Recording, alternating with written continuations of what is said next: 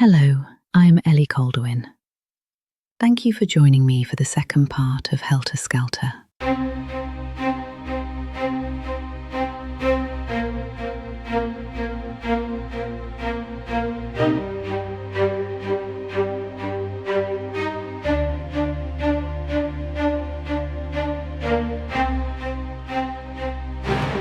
On the night of August 8th, 1969, Manson gathered a small group of followers and gave them an ambiguous instruction.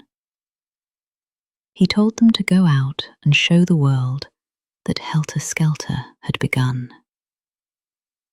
He did not name victims or describe details. He simply said to make it witchy. Susan Atkins, one of Manson's dedicated followers, believed Charles Manson had awakened her. Before the family, she felt invisible, another girl drifting through a country that didn't seem to want her. With Manson, she felt chosen. He often told her she was special, that she understood things others couldn't, that she was part of something ancient and powerful. So when that night came, she saw herself fulfilling a role. When Charles Manson told the group to do something witchy, she did not hear it as a metaphor or vague encouragement. She understood it as a directive to create a symbolic, ritualistic act that would feel shocking, frightening, and meaningful within the belief system of the family. To Atkins, witchy meant something deliberately theatrical and unsettling, meant to look unnatural and otherworldly, not random or impulsive. For Patricia Krenwinkel, another one of his followers, devotion came from belonging. She had spent much of her life feeling unwanted, too awkward, too unsure, too easily overlooked. Manson had changed that. He gave her purpose. He gave her identity. He gave her a family that told her she mattered. That night, she wasn't thinking about consequences. She was thinking about getting Manson's approval. On the night of August 8th, 1969, 4 people, Charles Watson, Susan Atkins, Patricia Krenwinkel, and Linda Kasabian, left the Spahn Ranch to do Manson's bidding. Charles Manson himself did not go with them. By this point, he did not need to. His instructions, deliberately vague but psychologically loaded, were enough. The group drove into the Hollywood Hills, eventually arriving at Cielo Drive, a quiet, upscale street far removed from the desert isolation of Spahn Ranch. The house they approached was not chosen because of the people inside, but because of what it represented in Manson's worldview. Wealth, celebrity, and the Hollywood system he believed had rejected him. Inside the home that night were 5 people. The attackers entered and acted in unison. By the time the night was over, all 5 people had been brutally attacked, and all 5 of them were dead. Among them was Sharon Tate, an actress who was 8 months pregnant, Jay Sebring, Abigail Folger, Wojciech Frykowski, and Stephen Parent, who was visiting the property.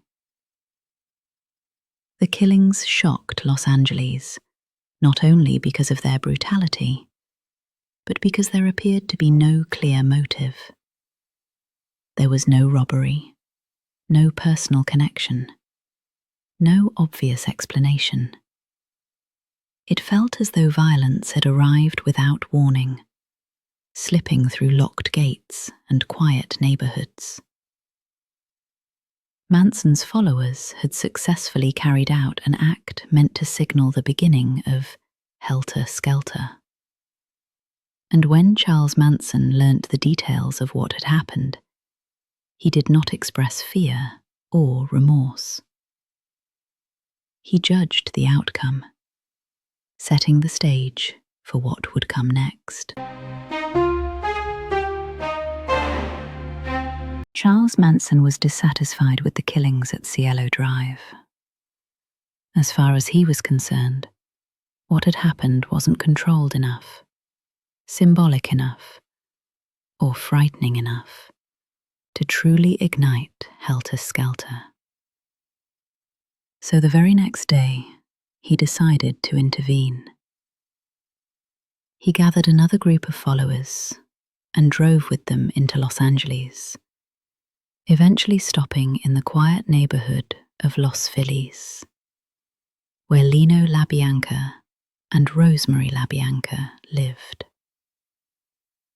Unlike the previous night, where his followers had simply carried out his instructions, Manson himself was present, and he entered the house first. He restrained the couple, reassured them briefly, and then left, turning the situation over to his followers once control was established. To the group, this moment carried enormous weight.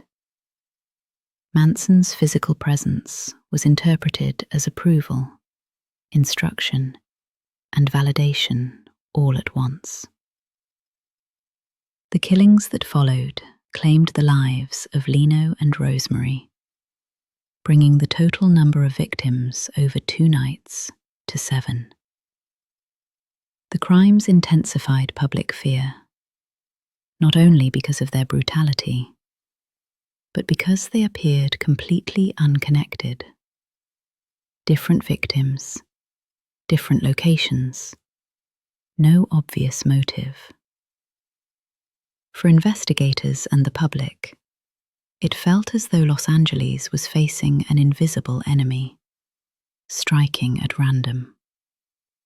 For Manson, however, the second night served a different purpose. It reinforced his authority, deepened his followers' dependence, and pushed them past a psychological point of no return. By involving himself just enough to guide, but not enough to implicate himself directly, Manson ensured that loyalty and guilt were now permanently fused. Helter Skelter, in his mind, was no longer an idea. It was underway. Information moved slowly, sometimes not at all. And in 1969, the police were not equipped with the centralized databases, communication systems, or behavioral profiling tools we take for granted today. What they had were assumptions. Early on, investigators focused on what seemed logical. At Cielo Drive, the victim's connections to Hollywood led police to suspect drug deals gone wrong, or personal disputes within elite social circles. At the LaBianca home, the crime scene looked different, more contained, more domestic, suggesting a robbery or personal vendetta. But connections between the 2 murders were not immediately prioritized. Instead, the cases were treated as separate horrors. The police searched for what they understood and missed what they did not. They interviewed friends, neighbors, and former lovers of the victims. They sifted through the Hollywood social scene again and again. But Spahn Ranch, dusty, isolated, and far removed from all the glamour, did not register as a serious threat.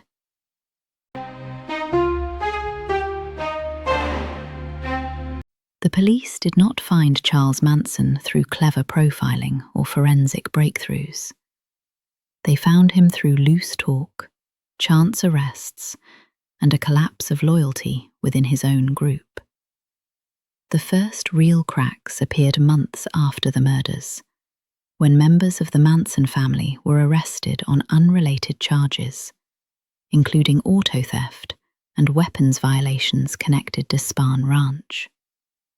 While incarcerated, Susan Atkins began talking to fellow inmates, boasting about her role in the killings and describing the murders in disturbing detail.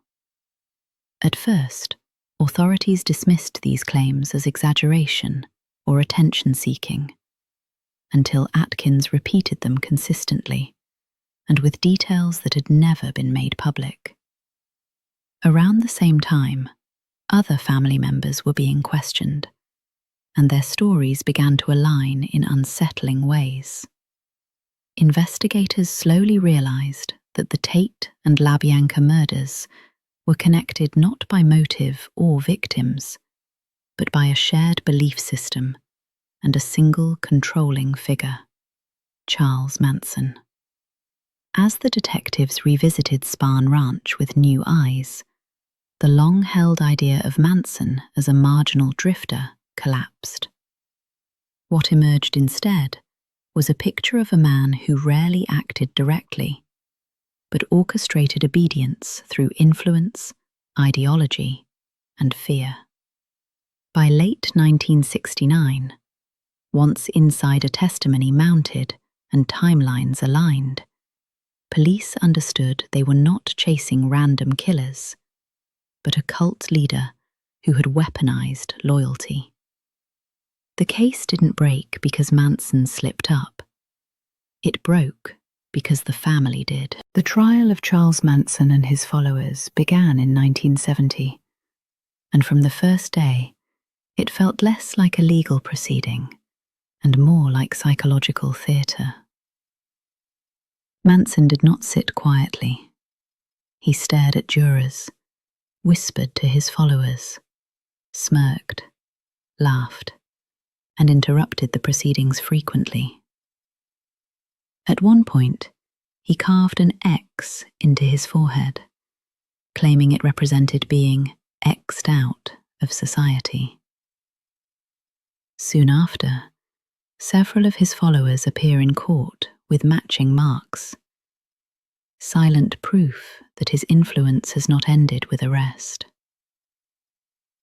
Some of his followers, especially the women who were closest to him, showed their devotion to him even in court, acting as if the trial was simply another stage for the family's worldview. But the prosecutors focused on a key truth. Even if Manson didn't physically commit every act, his influence may have been the engine behind it. After months of testimony, the jury reaches its verdict. Charles Manson was found guilty of first-degree murder and conspiracy, along with several of his followers.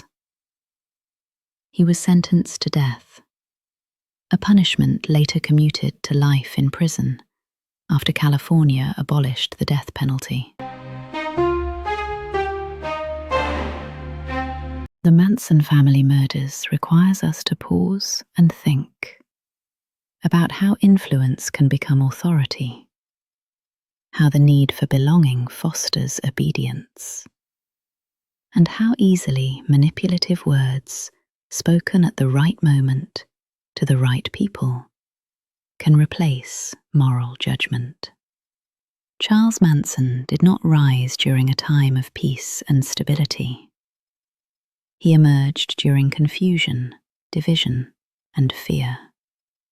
When many young people felt alienated from their families, their government, and the future they were promised.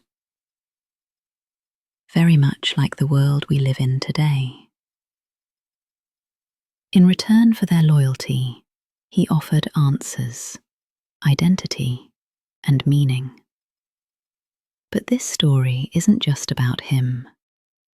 It's about vulnerability, persuasion, and how power can exist without titles, uniforms, or weapons.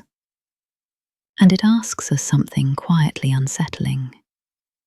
If we had been there, lost, searching and desperate to belong, would we have recognized the danger? Stories like this don't only belong to the past. They are warning bells about the present.